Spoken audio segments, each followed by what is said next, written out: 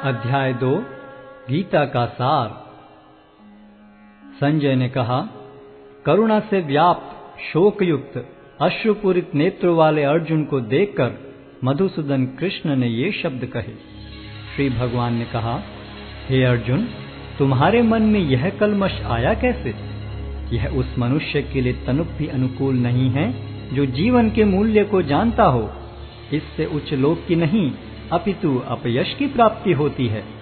हे प्रतापुत्र, इस हीन नपुंसकता को प्राप्त मत हो, यह तुम्हें शोभा नहीं देती। हे शत्रुओं के दमन करता, हृदय की शुद्ध दुर्बलता को त्याग कर युद्ध के लिए खड़े हो।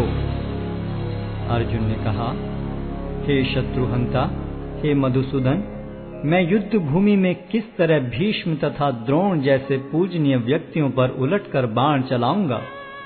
ऐसे महापुरुषों को जो मेरे गुरु हैं, उन्हें मारकर जीने की अपेक्षा इस संसार में भीख मांगकर खाना अच्छा है। भले ही वे सांसारिक लाभ के इच्छुक हों, किंतु हैं तो गुरुजन ही। यदि उनका वध होता है तो हमारे द्वारा भोग्य प्रत्येक वस्तु उनके रक्त से सनी होगी। हम यह भी नहीं जानते कि हमारे लिए क्या श्रेष्ठ है, उनको जीतना या उनके द्वारा जीते जाना। यदि हम धृतराष्ट्र के पुत्रों का वध कर देते हैं तो हमें जीवित रहने की आवश्यकता नहीं है, फिर भी वे युद्ध भूमि में हमारे समक्ष खड़े हैं। अब मैं अपनी कृपण दुर्बलता के कारण अपना कर्तव्य भूल गया हूँ और सारा धैर्य खो चुका हूँ। ऐसी अवस्था में मैं आपसे पूछ रहा हूँ कि जो मेरे लिए श्रेयस्कर हो उससे निश्चित रूप से बताएं। अब मैं आपका शिष्य हूँ और आपका शरणागत हूँ, कृपया मुझे उपदेश दें। मुझे ऐसा कोई साधन नहीं दिखता जो मेरी इंद्रियों को सुखाने वाले इस शोक को दूर कर सके। स्वर्ग पर देवताओं के अधिपत्य की तरह इस धन धान्य संपन्न सारी पृथ्वी पर निष्कंटक राज्य प्राप्त करके भी मैं इस शोक को दूर नहीं कर सकूंगा।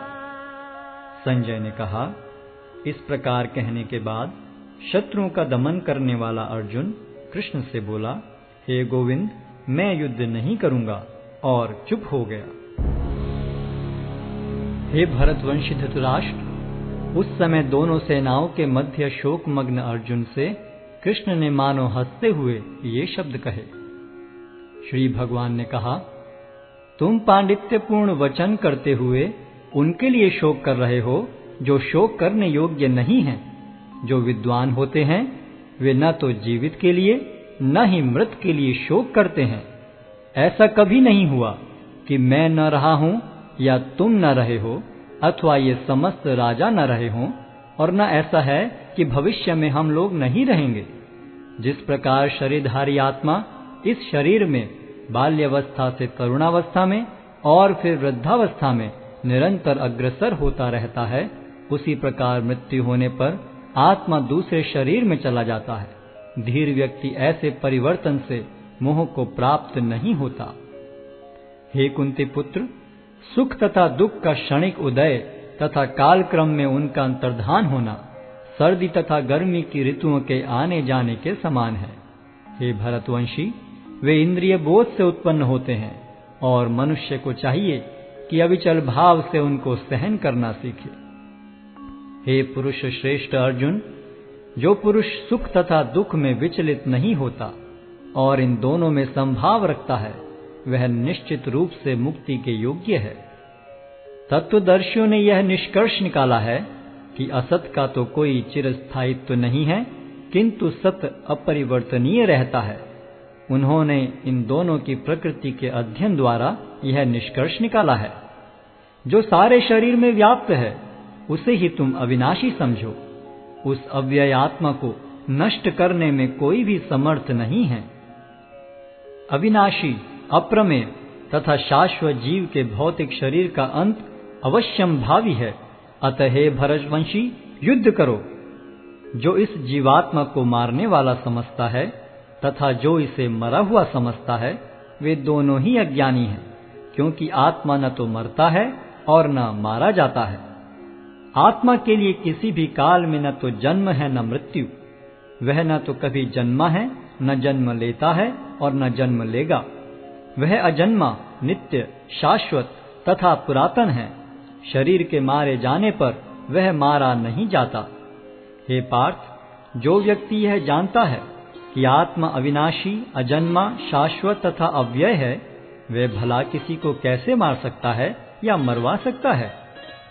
जिस प्रकार मनुष्य पुराने वस्त्रों का त्याग कर नए वस्त्र धारण करता है, उसी प्रकार आत्मा पुराने तथा व्यर्थ के शरीरों को त्याग कर नवीन भौतिक शरीर धारण करता है।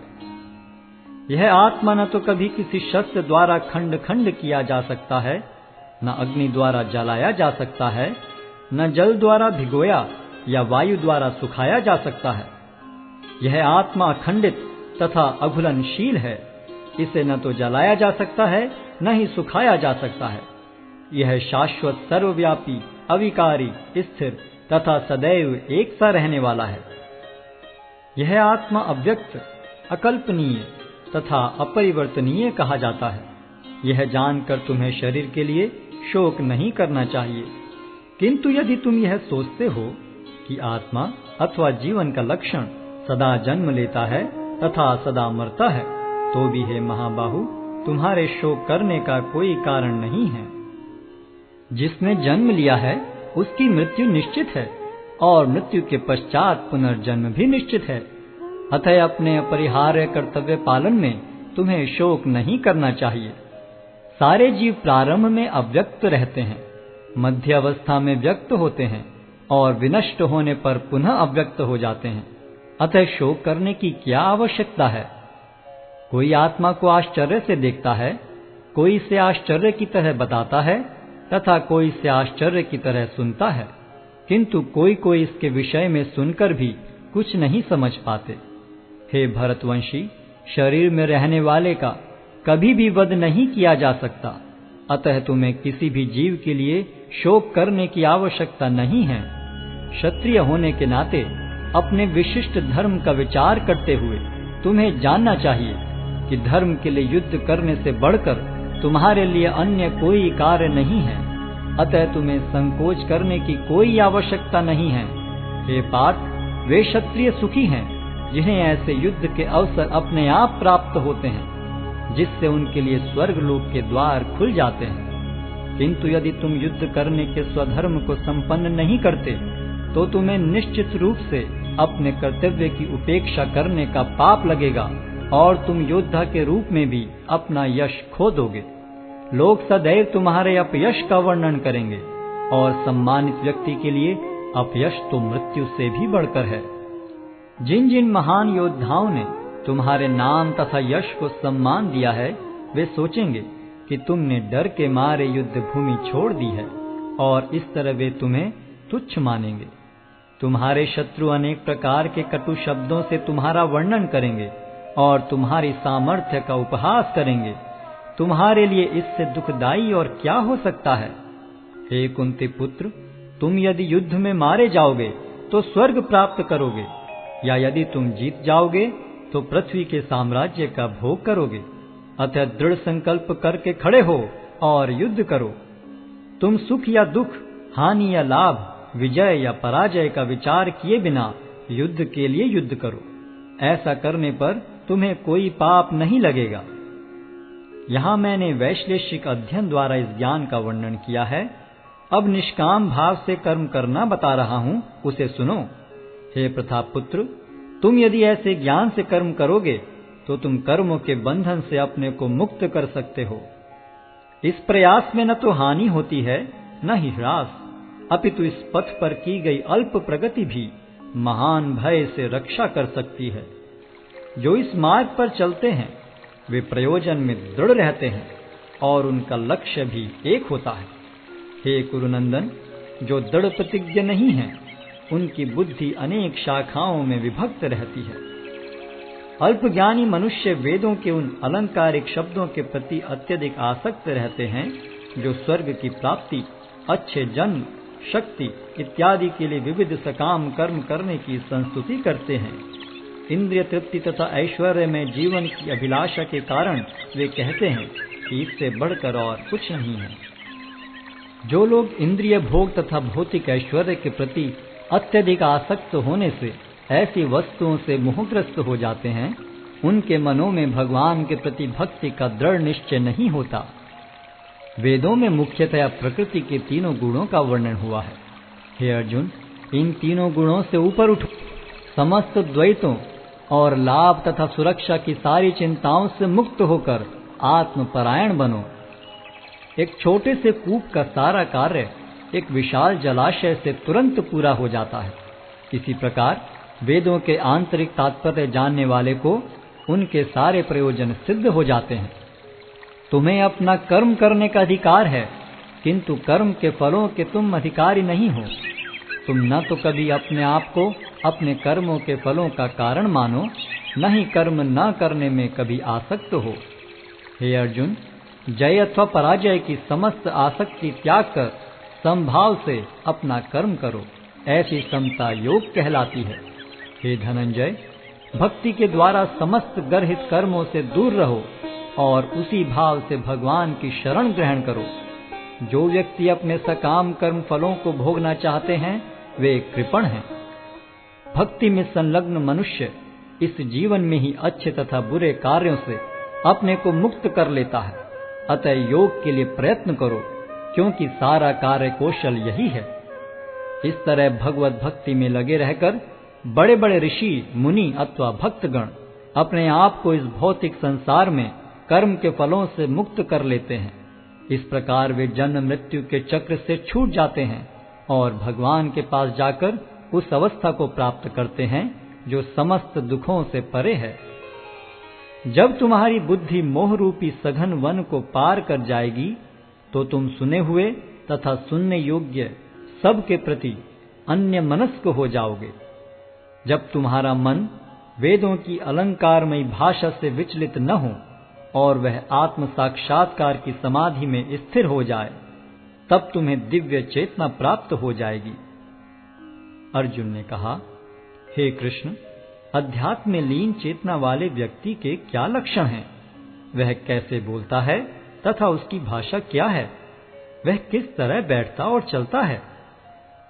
श्री भगवान ने कहा, हे पार्थ, जब मनुष्य मनोधर्म से उत्पन्न होने वाली इंद्रिय तृप्ति की समस्त कामनाओं का परित्याग कर देता है और जब इस तरह से विशुद्ध हुआ उसका मन आत्मा में संतोष प्राप्त करता है, तो वह विशुद्ध दिव्य चेतना को प्राप्त स्थित प्रज्ञ कहा जाता है, जो त्रय तापों के होने पर भी मन में विचलित नहीं होता अथवा सुख में प्रसन्न नहीं होता और जो आसक्ति, भय तथा क्रोध से मुक्त है, वह स्थिर मन वाला मुनि कहलाता है।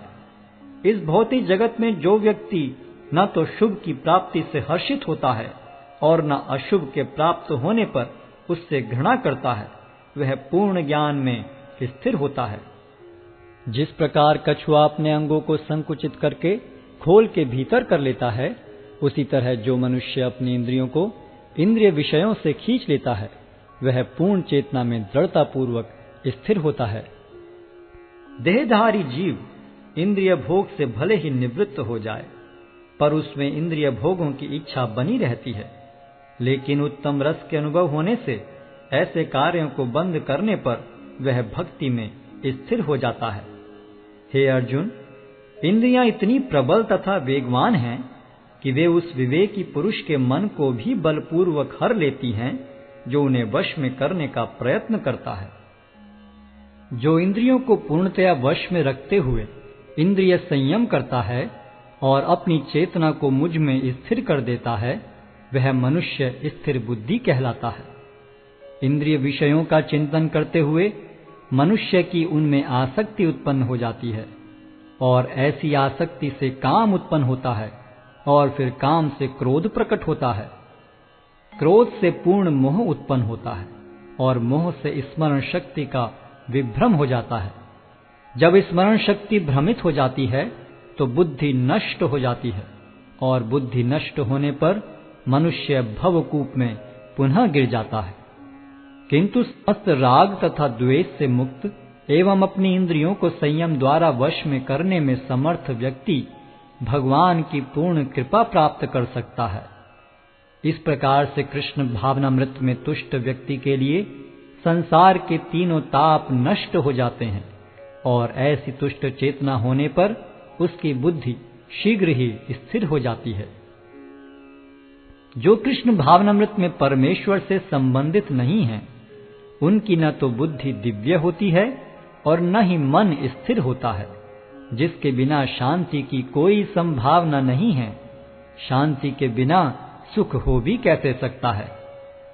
जिस प्रकार पानी में तैरती नाव को प्रचंड वायु दूर बहा ले जाती है, उसी प्रकार विचरणशील इंद्रियों में से कोई एक जिस पर मन निरंतर लगा रहता है, मनुष्य की बुद्धि को हर लेती है।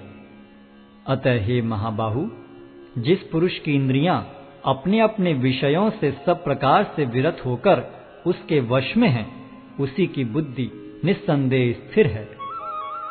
जो सब जीवों के लिए रात्रि है, वह आत्म संयमी के जागने का समय है, और जो समस्त जीवों के जागने का समय है, वह आत्मनिरीक्षक मुनि के लिए रात्रि है। जो पुरुष समुद्र में निरंतर प्रवेश करती रहने वाली नदियों के समान इच्छाओं के निरंतर प्रवाह से विचलित नहीं होता और जो सदैव स्थिर रहता है, वही शांति प्राप्त कर सकता है, वह नहीं जो ऐसी इच्छाओं को तुष्ट करने की चेष्टा करता हो।